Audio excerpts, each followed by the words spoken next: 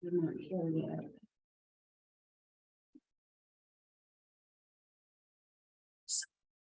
So.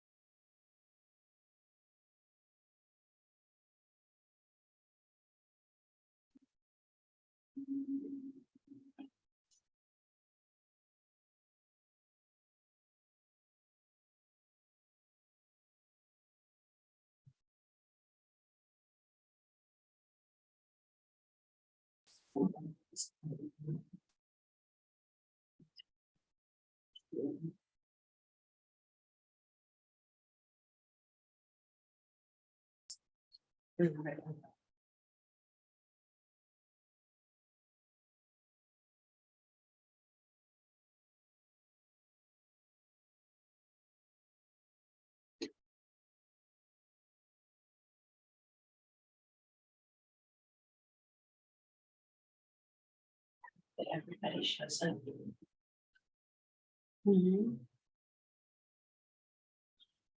Yep. Well, Natasha's not going to. Yeah.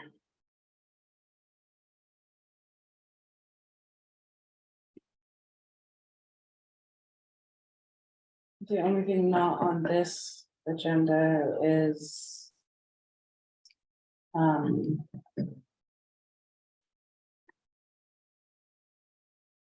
signing another chair. Ooh.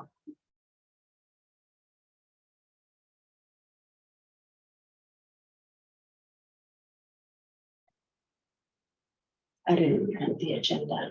I probably should have done that. Oh, I did. It was on my desk here. Another one. I heard you printed it. I'll forget.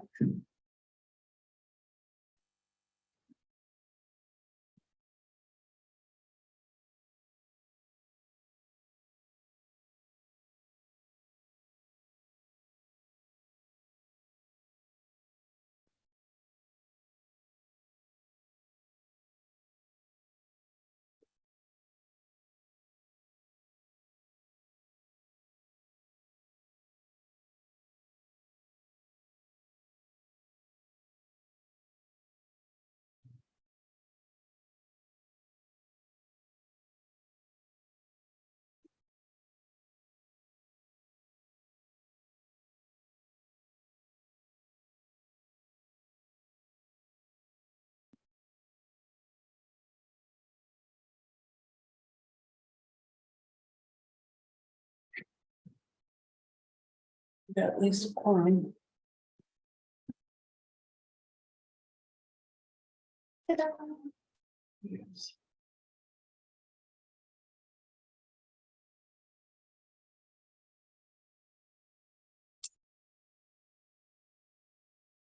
Hi, Dick.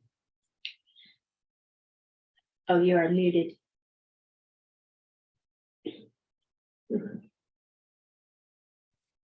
Probably better that way. No.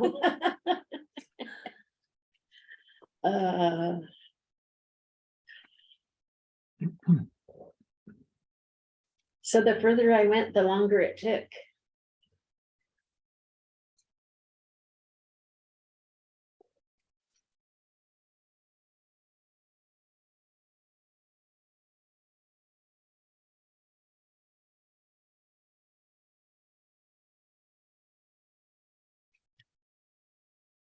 How was your New Year's? You know, Quiet. yeah. Yours? It was, for the most part, it was quiet. I was home and the fireworks went off all around us. It was just recovering from the trip down to see the rest of my kids. That's what took the toll. Hi, Sarah. Oh, you are muted too. Hello. So you're getting a new CEO, huh? Eventually. Eventually. Oh, so you've got the resignation, but not the replacement. Right. He just announced his retirement. So with that now starts the process. Gotcha. So it's exciting for him. I spoke to his wife this morning about some party plans and they're just both really excited to have some time together. So it's a sad thing, but a good thing. Yeah, that's Yeah. awesome. If he So I wasn't think- so excited, I'd be like more sad, but he's just. So is he Yeah. gonna stay, in the community? Yes, yep, Good. yeah, they are not going to leave Roseburg, so, Yay. yeah, I agree. That was like the second question I asked him. Yeah, that's one of the things that bugs me is all these people who have their successful careers here and then they leave town. It's like, well, what, you didn't really like it here? Yeah, Stay for the job. the other day, he's like, the success of our hospital continues because I'm gonna be on the other side of things and I need it to be well run and with full of happy people. True. Yeah.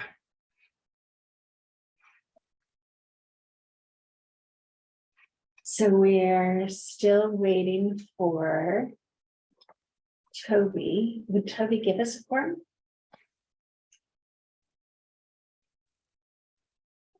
Technically, Okay, because Roy didn't. Roy never Respond. came back.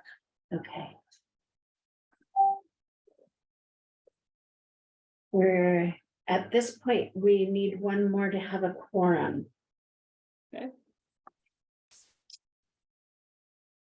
What's that little That's owl? the other question, is Roy actually The part? owl is this in the middle of the table. So it's what gives you the 360 view at the top of our screen, and then it gives you whoever's speaking. So Okay, I've never seen that little icon thingy before or not noticed it. yeah. Well, it wasn't on there for a long time. It must have been some kind of an upgrade. So then do I just remove his name from this then? We're probably gonna have to reach out to him or read in the bylaws what that process looks like. Yeah. Roy has missed a couple of meetings, so we gotta look at what that process. So if it's 3 and 3, would that be? Quorum? Usually it talks about unexcused, as in, if somebody's sick, that doesn't count against them, but it's up to your bylaws, I guess. Yeah. I think we just need the one more and we'll be okay I think so. with Natasha being out.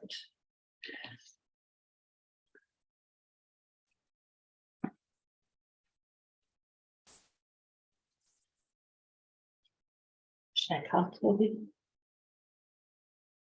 Yeah, I said it was gonna be there, what, 1:30, so. All right, I'm gonna text. He always responds to text.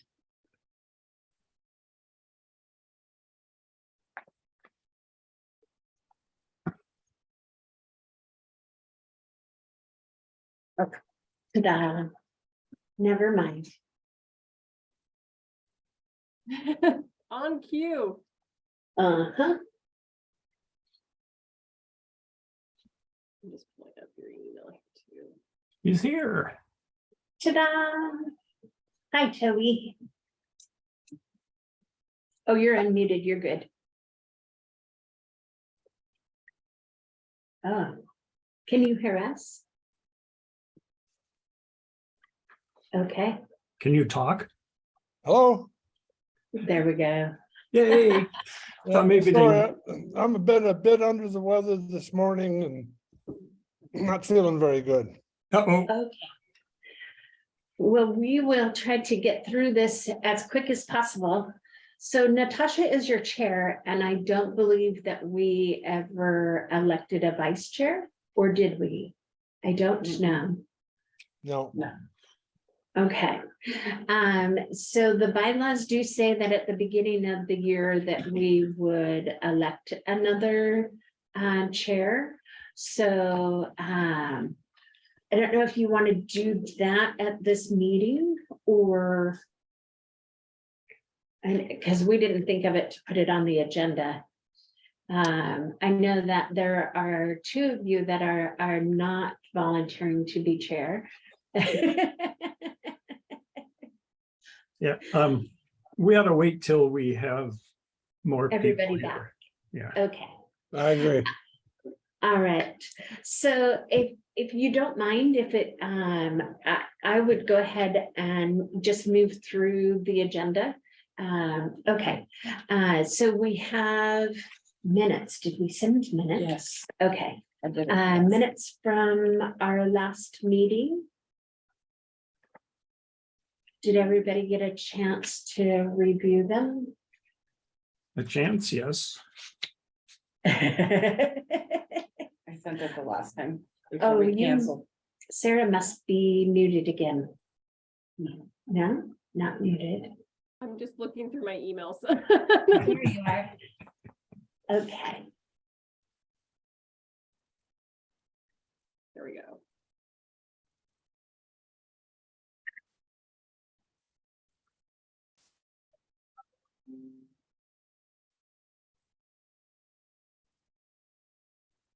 and if, when everybody has a chance to take a look at them, we'd entertain a motion to approve.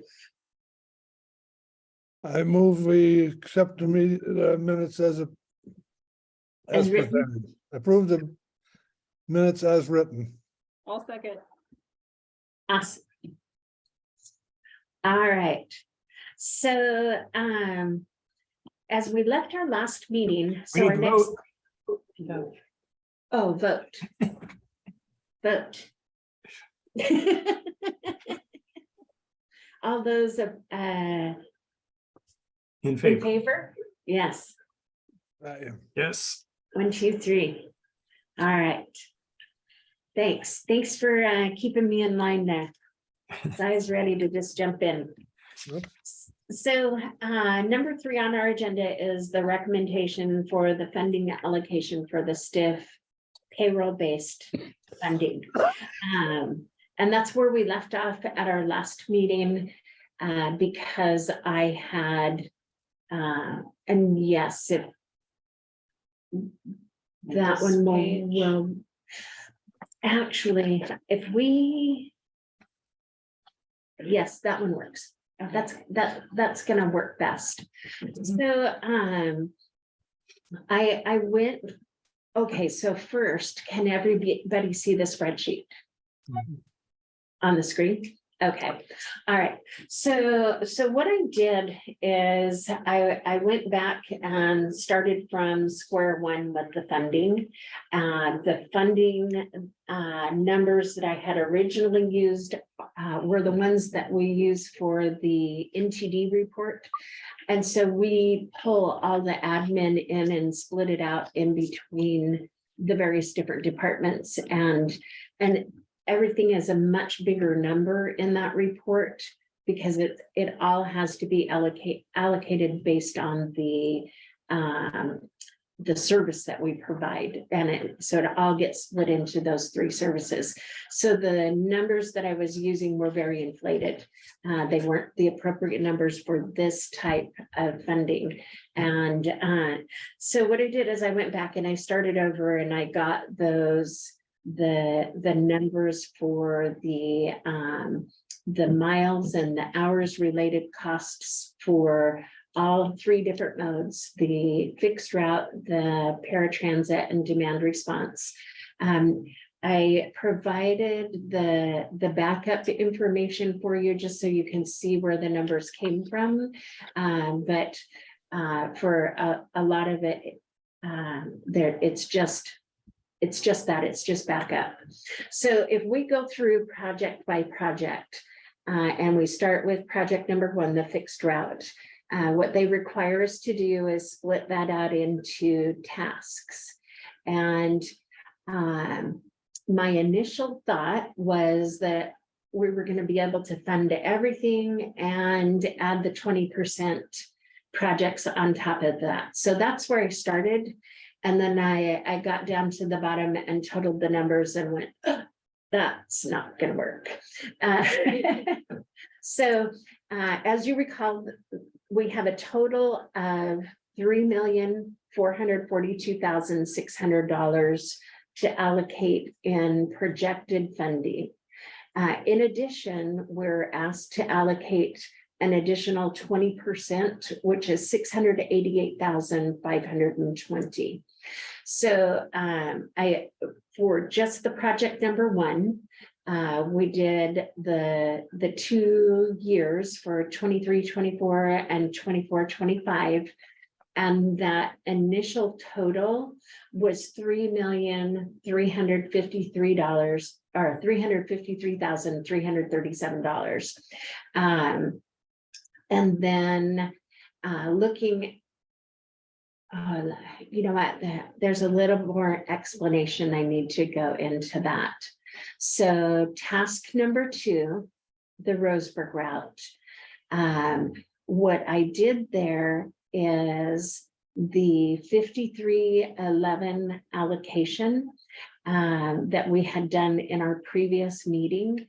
I applied those numbers to that specific task.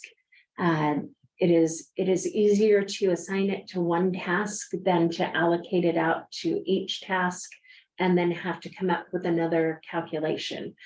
So the 800 and, oh, you're not in a spreadsheet, huh?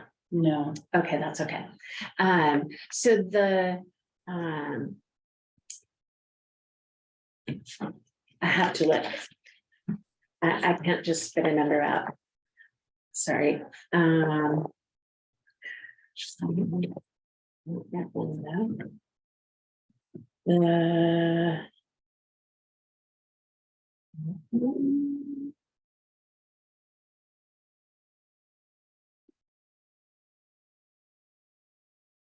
It was $829,156. And are you still there? Yes. Okay. So the allocation for the fixed route and operations admin was $829,156. So that the second one.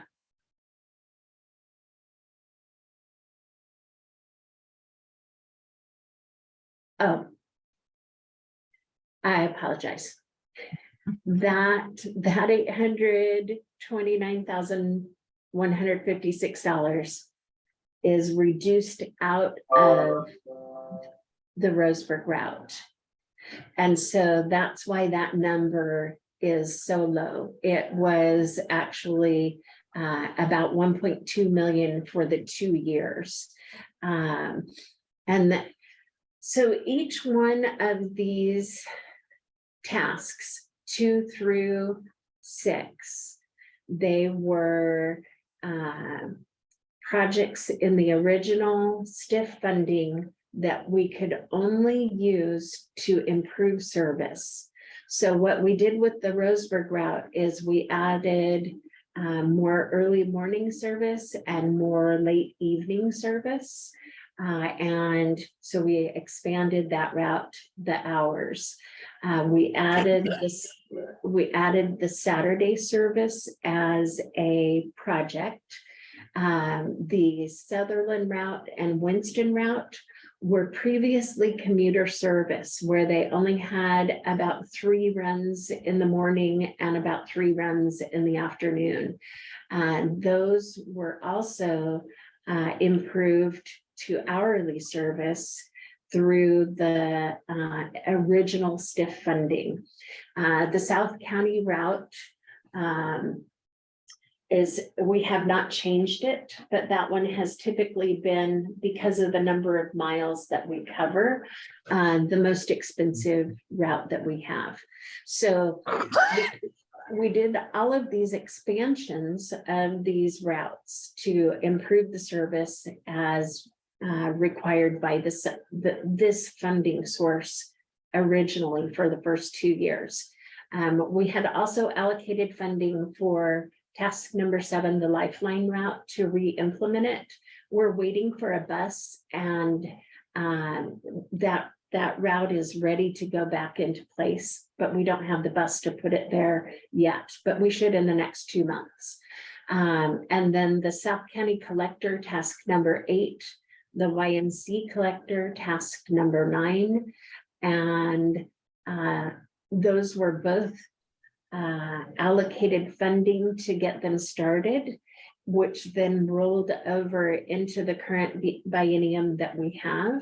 And we have never had enough buses and enough drivers at the same time to implement those routes. So that funding has just been holding.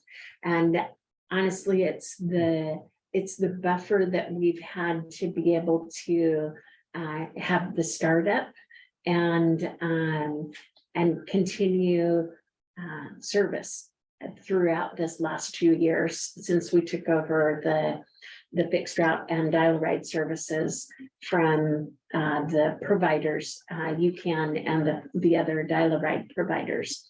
So so that's how we ended up with the projects the way that they are. So those funding numbers are the actual amounts that it would cost using the current cost per mile and cost per hour to maintain those services. If we take the task 1 through 6 and we total those, that's in the total column, that's that first number, the 3,353,337. And then where the next line where it says less task 8. So task 8 is a South County Collector. There is $321,000 that was allocated to that project. We have not been able to start that project because we do not have enough drivers and enough buses. At this point, if we had started the project, we would have to be looking at how do we reduce it in order to make our budget work. So what my recommendation there is that we take that $321,771 and reallocate that funding back into the fixed route project so that we can maintain the service that we currently have at the levels that we currently provide. Wait, I'm sorry. The 321 is the Lifeline connector. We want to leave that where it is because we're going to be able to start that within the next couple of months. The 318,446, that is task number 8. And that is what we want to allocate into the fixed route budget to maintain. The YMCA Collector is a route that has been planned for many, many years. We might have even had it planned while Toby was still here on board. Yes. So it is a route that would serve underserved areas. It is some of the most requested stops like the YMCA and the Social Security office and the stretch of Edenbauer that goes behind where Evergreen is. And it is, as projected, it was a 12-hour route from like the 7 a.m. to 7 p.m. kind of a route. It would have been about hourly service. It would have been one bus that ran through that that area. It was projected at 806,000. And then with the changes to fuel and maintenance and all of those increased costs that we're seeing across the board, that number went even higher if we were to put that in to service now. So what I started trying to do was, you'll see option 1, option 2, and option 3, is I took that 806,000, option 1 is half of that number. So it's the $403,307. And so we come out with a number that still is too high. And then option 2 is 2/3 of that. So that reduces it by 656,615. Still not a workable number. Option 3 is to leave 150,000 on that task, so that we can still implement it in the event that the money becomes available. So that gives us a total of 2,378,276. And then if we go, and that's for all of the fixed route, and that would be the match money for 5311, Roseburg route, Saturday service, Sutherlin, Winston, South County, and then implementing the lifeline. But we're keeping that in a separate column because what we're trying to do is come up with that 3,442,000. So as we scroll down to the second project, demand response, the paratransit service area has changed based on the fixed route service, the hourly service. So it's an FTA requirement to have paratransit service within 3/4 of an air mile of the hourly fixed route service. So hourly fixed route service now extends into Sutherlin all the way down 99 through Roseburg and on down to Winston. So that's a greatly increased service area.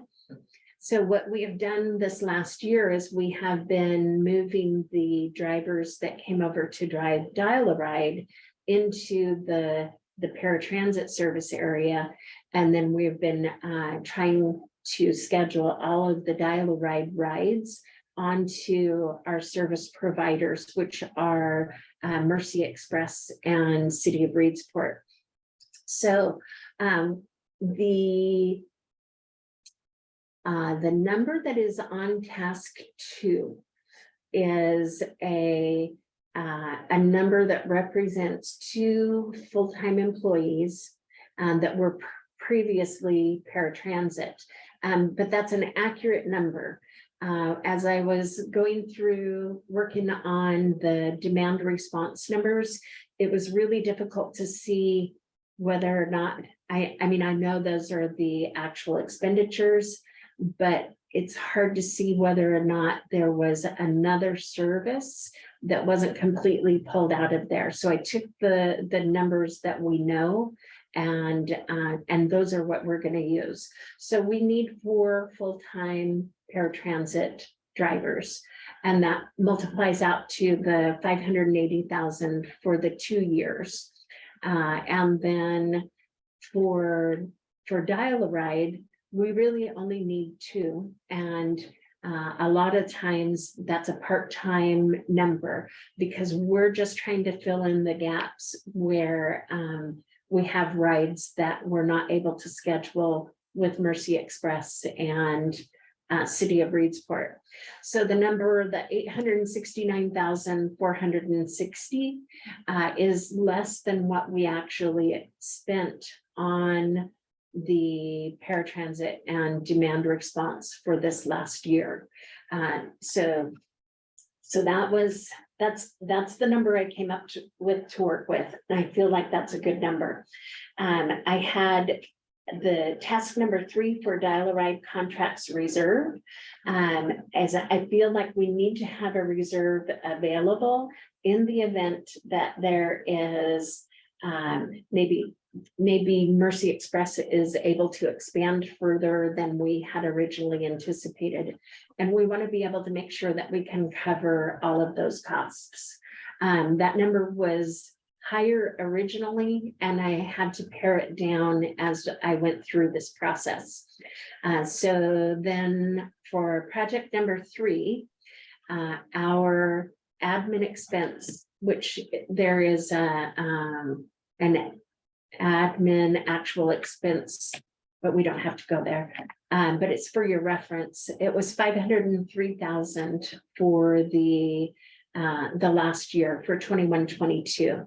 That is all of the costs that are the salary for myself, general manager, the finance manager, my executive assistant, and we have an administrative assistant as well. And then all of those company related costs, the insurance and materials and services that are generally billed to admin.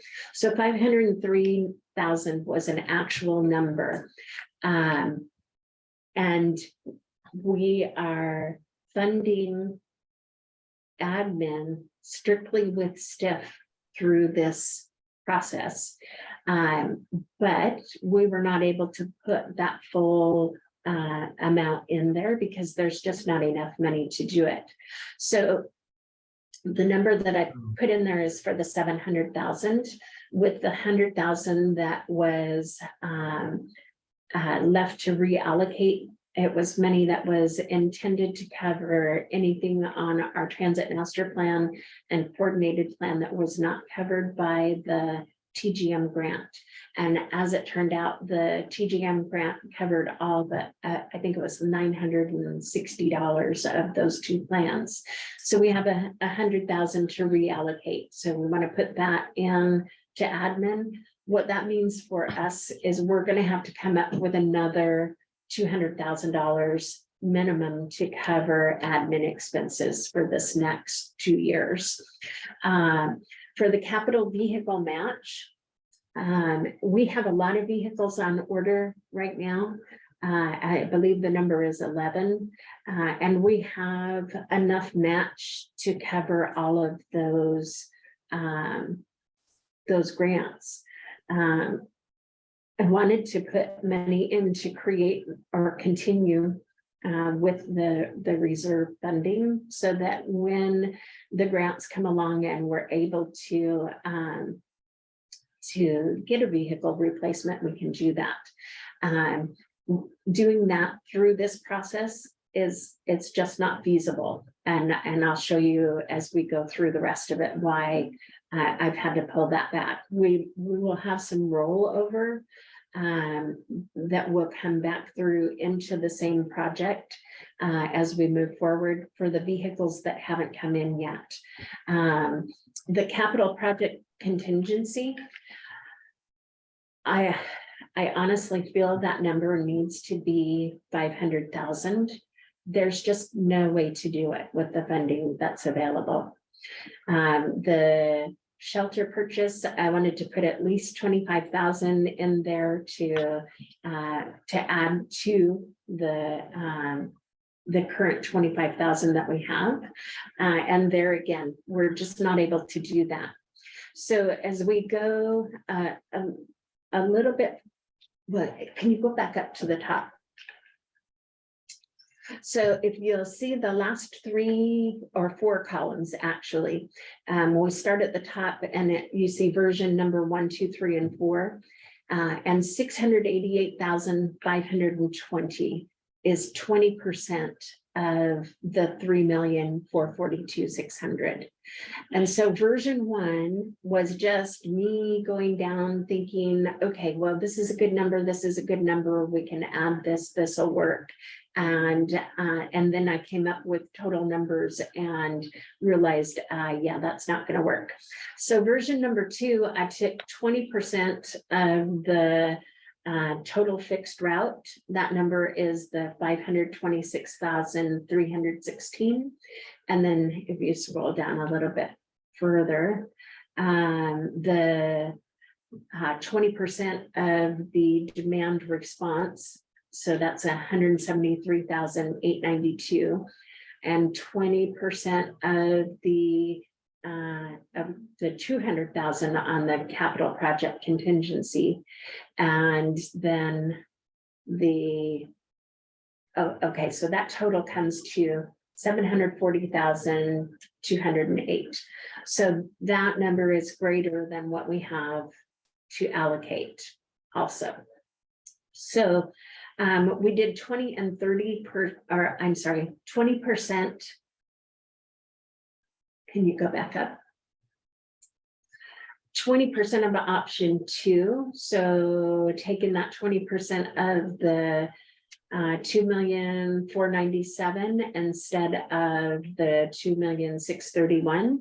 And then option number 3, it's probably easier to just go through them all together, is that version number 4 is option number 3. So the 20% of the 2,378,000. So that is where we come up with the 475 over on the right-hand side. Then I did the same thing with demand response, and the capital project contingency was only able to put 40,000 in there. But when you scroll down a little bit more, that number comes to 689,547, which is only just a little over 1,000 off from the 688,000. So that would be my recommendation, is that we go with the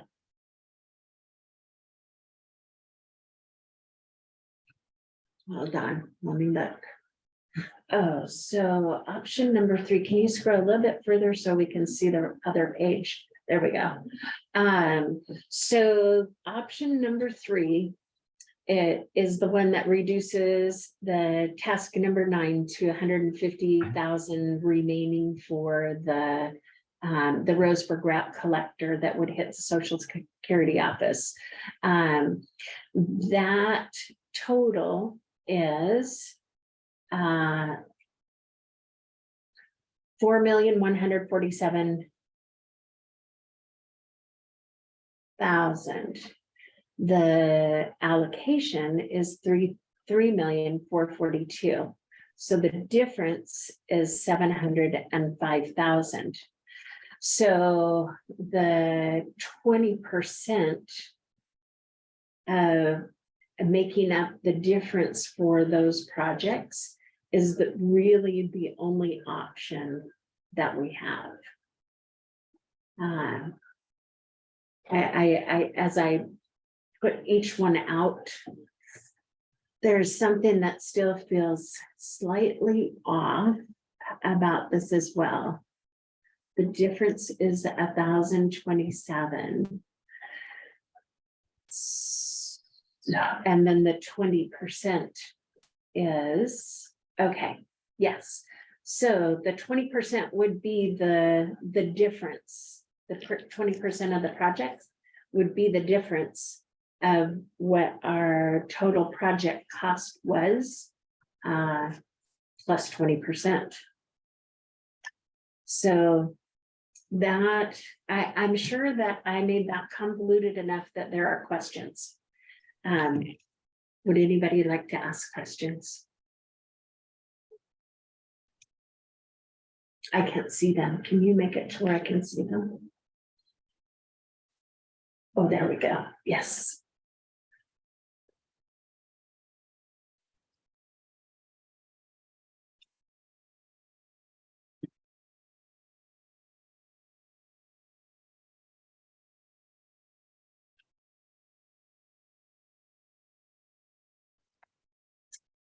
Still feels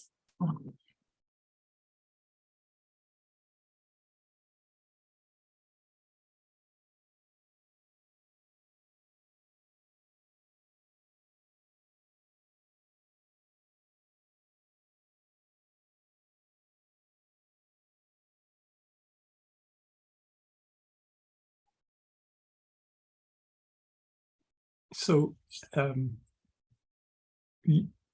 I guess what I'm trying to figure out is, so what are you asking us to do?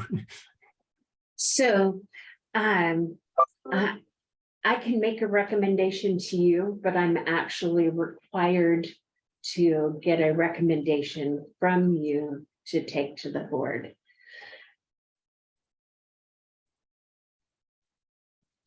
For how to allocate the $3,442,600 plus 20%.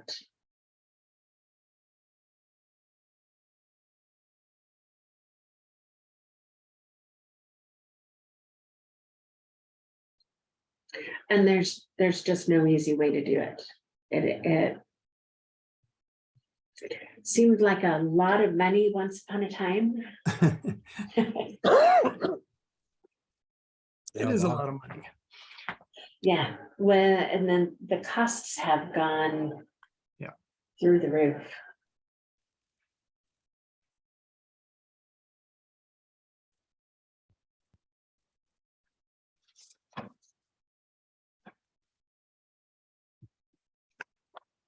There's not one option that's blatantly obvious to me as being a really good idea.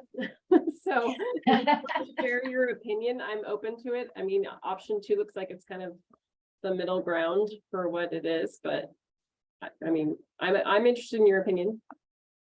So as I was working through it,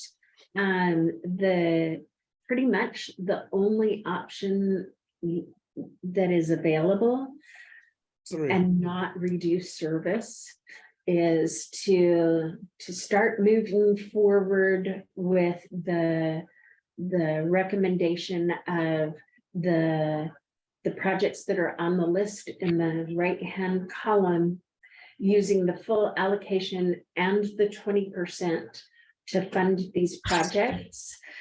And then as different funding sources become available, then we would be able to, as long as a project is an operations project, then the funding can be moved between projects at a later date with another meeting with you guys to discuss it, and then a recommendation that's made to the board and then to ODOT. So there's a process that has to happen to be able to move the funding out of the buckets that we put it in today. But we can move between operations and operations, and we can move between capital and capital. But we can't move between operations and capital. It's just one of the restraints that they put on the funding. So a lot of times, so what happened is we received a lot of CARES funding, and that CARES funding, it helped us through that process with the separation from UCAN, for us to be able to, rather than just stick to what was owed to them, we were able to make them whole and end that relationship in a better, on better ground than what it looked like we were going to end it. But that CARES funding had no match requirement. And even though they said it was for, and initially it was for PPE, the protective equipment, the masks and things of that nature, the extra cleaning supplies, the extra time on shift to be able to get things cleaned more thoroughly. What they relaxed that to was that we could use it for any cost increase that were associated with the pandemic. So the increased cost of personnel and managing to keep personnel. So the raising the wages for the drivers, for the increased cost of fuel, for the increased cost of preventive maintenance. So that funding really kept us whole without having to, reduce reduce service. And it allowed us to increase service in a few of the projects, but not all of them that had been originally listed. So prior to CARES funding, every couple of years, there would be the STO offering, which was Special Transportation Operations Funding.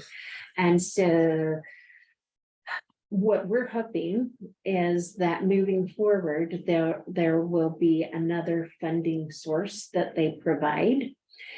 Because we have already allocated all of the funding for 5310, 5311, the population-based STIF funding, and now this is the payroll-based STIF funding.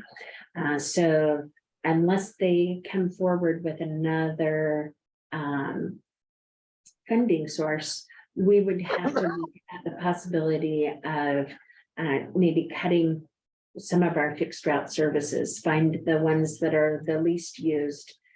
We wouldn't have to do that immediately, but getting into the second year, for year 24-25, we'd have to keep a really close eye on our expenditures for 23-24 and look at where are we going to make cuts, and then move forward from there. And that process would also be a process that we would involve all of you in that conversation.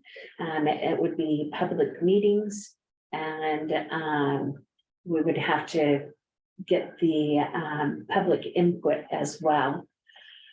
So hopefully it doesn't come to that. Can you slide that slightly? Yeah, so version 4, it funds tasks 1 through 7. Actually, it funds tasks 1 through 8, and then it reallocates.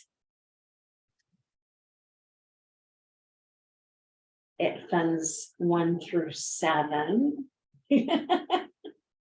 And it reallocates task 8, the South County collector. But I believe in that situation that there is a way that we can take our current resources. We currently have 4 drivers that drive those routes. There are 2 8-hour shifts, a 7-hour shift, and a 5.5-hour shift. So we could take those 4 drivers, and of them, we could take 1 and keep them down there in the South County area, and then run the other one back and forth between South County and Roseburg. And it would still get people back and forth from the connection point would be Myrtle Creek, and it would still take people through Dillard, Winston, and on up here and connect them to Roseburg.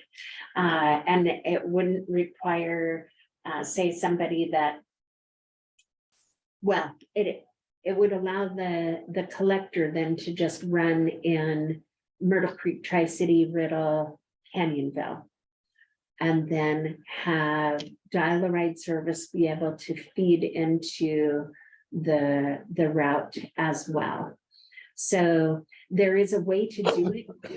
It is not the optimal way to do it, but there is a way to create that collector and still have service to Roseburg with the resources that we have.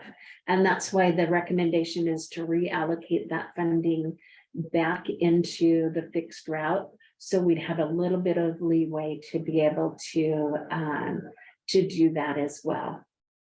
And then that task 9, as long as we leave some funding on it, then we can utilize the funding when the appropriate circumstances come forward that we can actually start that route. It would be an extreme benefit to the community to be able to get it into service. It just, there is just not enough money to make everything happen. So the others, the Sutherlin and Winston Saturday service, those are, they'd be wonderful to have. But it's not a requirement to continue moving forward. They're really happy just to have moved to hourly service. The task 12 for the kids ride free, we just tally all of the kids that ride the bus, and we implemented that a while back. It's been a couple of years during the summertime, so that like moms that had 3 or 4 kids that needed to go to the free lunch for kids spots, they wouldn't have to pay to be able to do that. And it's been a huge success. We do about 700 free rides for kids every quarter. So and that having the tasks there helps us to track, because we have to report back on the STIF funding that we utilized at least 1% of the STIF funding for projects that support high school students. And so that's one of the tasks that helps us meet that requirement. So I for the fixed route option, I don't see any better way to do it. And I do see the potential for another funding source coming forward before the end of the biennium that would help us to bridge the gap, rather than having to make cuts. But if we have to make cuts, it would be like the last 6 months of the biennium, and we would have to go through that process. Demand response services. There is just this shift that we have been working on for quite some time. And honestly, what would work best for us, and I know that Mercy Express is also working towards this, is for UpTD just to do the paratransit, and for Mercy Express to do all of the dial-a-ride services. And it's easier for us to track that way. But again, it's been a work in progress. And so there's the potential that we could shift some of those dial-a-ride dollars to Mercy Express. But it doesn't change. It changes where they're spent. It doesn't change the fact that they still need to be allocated. So it's, there's some juggling that can happen there, but it's an interesting dynamic. So there again, I still feel that is the best option there. We could remove the contingency because the dial-a-ride contracts are fully funded through the 5310 funding and the STIF population-based funding. I just feel like it's really good to have a cushion. And then when we go on to admin, there again, there are a couple of grants that we have that are for the property and the building next door that we could potentially leverage some of the admin into those projects and make up the difference there. The capital vehicle match is just one of those things that we're going to have to wait and start that reserve at another time. We do also have medical transportation income that in the event that we had to replace something, had to order something, we could utilize that income as well. And honestly, that's specifically what it's intended for, is to be that match money in those instances where we don't have any other choice. We go a little bit further. The capital project contingency, there's no way to put any more in it without taking money out of the projects that are operations and paying for the drivers and all of those kinds of things. So there again, that reserve we could start creating with medical transportation funds as well, because that goes into our general fund. And then as far as the shelters go, it would be really nice to be able to do new shelters. With everything else that we're addressing in the budget right now, I don't think it's the optimal way to go. We have 25,000 in there to be able to spend on a couple of shelters that we've designated as they need to be either replaced, or there needs to be a shelter implemented, like over at the mall. But the price of shelters is also much more expensive right now than it has been like within the last couple of years. So hopefully something will change and the inflation numbers will start going down, and and that cost might, come back to a normal cost. But I don't know. Right now, $20,000 would get us the shelter for the mall. A shelter that's appropriate for the number of people that wait there. So, yeah, this is really kind of the best case scenario, is that 20% that they anticipate that we might get over and above the projected allocation needs to just go into the projects to ensure that they succeed.